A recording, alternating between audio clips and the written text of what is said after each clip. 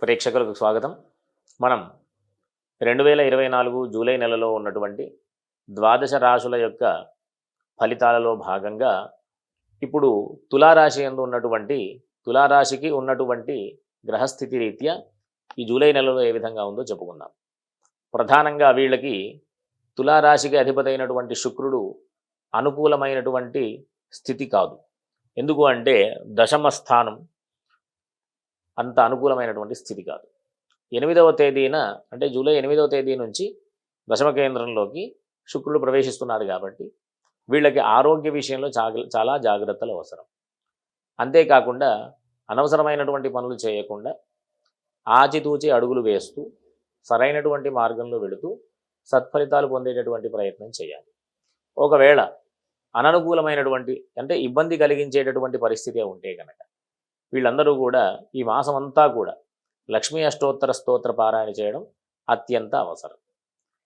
ఇంకా వీళ్ళకి ఈ కుటుంబపరమైనటువంటి విషయాల్లో కానివ్వండి, ఈ మాట తీరు వల్ల ఉండేటటువంటి పరిస్థితులు కానివ్వండి, కాస్త ఇబ్బంది కలిగించేటటువంటి పరిస్థితి ఉంది.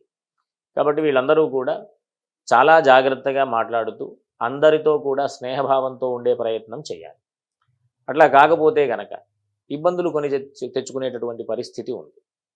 వీళ్ళు ఈ లక్ష్మీ అష్టోత్తర స్తోత్రంతో పారాయణ చేయడంతో పాటు సుబ్రహ్మణ్య స్వామికి సంబంధించినటువంటి స్తోత్రాలు, మంగళవారం పూట సుబ్రహ్మణ్య స్వామి దర్శనాలు చేయడం అత్యంత అవసరం.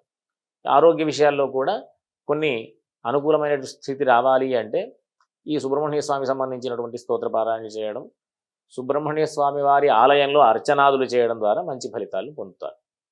అంతేకాకుండా వీళ్ళు భూగృహ సంబంధమైనటువంటి వ్యాపారస్తులకి కాస్త జాగ్రత్తలు అవసరం.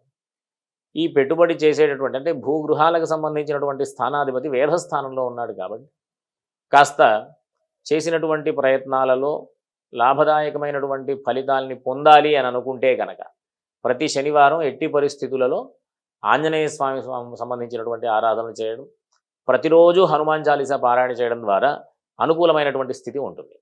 కాబట్టి అందరూ కూడా మంచి ఫలితాలు పొందాలి అనేటటువంటి ఆలోచనతోనే ఈ విషయాలని కూడా చెప్పడం జరుగుతుందన్నమాట.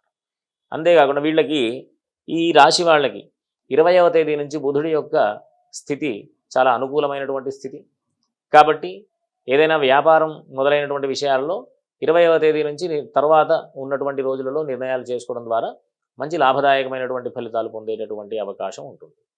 వీరికి ఈ జీవిత భాగస్వామికి సంబంధించినటువంటి విషయాలు కానీ, పెళ్లి కాని వారికి పెళ్లి చేసుకోనేటటువంటి ప్రయత్నాలలో కానీ ఏదైనా ఆటంకాలు జరిగితే దానికి సంబంధించినటువంటి విషయంలో కూడా సుబ్రహ్మణ్య స్వామికి సంబంధించినటువంటి ఆరాధన చేయడం ద్వారా సత్ఫలితాలు పొందేటటువంటి అవకాశం ఉంటుంది. కాకపోతే వీళ్ళు చేసే పనులు ఇన్ని ఇబ్బందులు ఉన్నప్పటికీ కూడా కాస్త మొండిగా చేసేటటువంటి, ఖచ్చితంగా ఇది ఫలితాలు పొందాలి అనేటటువంటి దృక్పథంతో చేసేటటువంటి పనులన్నీ కూడా అనుకూలమైనటువంటి స్థితులు పొందేటటువంటి అవకాశం. కొంచెం చేసినటువంటి పనులు కొంచెం ఇబ్బంది కలిగించినప్పటికీ కూడా పనులన్నీ కూడా దిగ్విజయంగా పూర్తి చేసేటటువంటి అవకాశం 6వ స్థానంలో రాహు ఉండడం ద్వారా మంచి ఫలితాలు పొందుతారన్నమాట.